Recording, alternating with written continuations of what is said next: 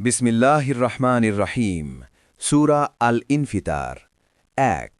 ইদাস সামাউন ফাতারাত যখন আকাশ বিদীর্ণ হবে ২ ওয়া ইদাল কাওয়াকিবুন তাসারাত যখন নক্ষত্রসমূহ ঝরে পড়বে ৩ ওয়া ইদাল বিহারু ফুজ্জিরত যখন সমুদ্রকে উত্তাল করে তোলা হবে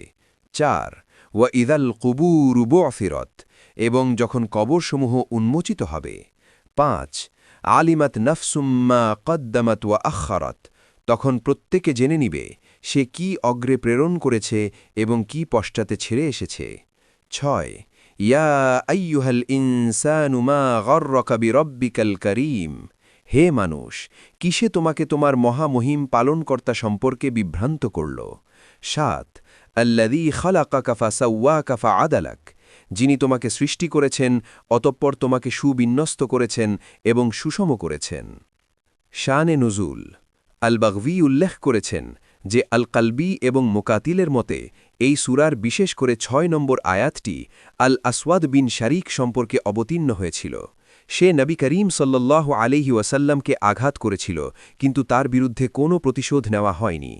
অন্য একটি বর্ণনা মতে এই আয়াতটি উবাই ইবিন খালাফ বা ওয়ালিদ ইবনেল মুগীরা সম্পর্কে অবতীর্ণ হয়েছিল যারা আল্লাহর অবাধ্যতায় লিপ্ত ছিল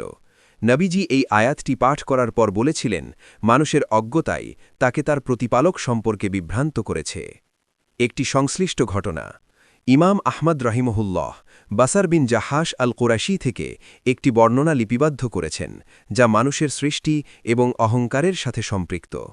একদিন আল্লাহ রসুল সাল্লাল্লাহু আলাইহি ওয়াসাল্লাম তার হাতের তালুতে থুতু ফেললেন এবং সেটির উপর নিজের আঙুল রেখে বললেন আল্লাহ তাআলা বলেন হে আদম সন্তান তুমি কিভাবে আমার আয়ত্ত থেকে পালানোর আশা করো যতক্ষণ আমি তোমাকে এরকম সামান্য বস্তু থেকে অর্থাৎ থুতুর মতো তুচ্ছ বীর্য থেকে সৃষ্টি করেছি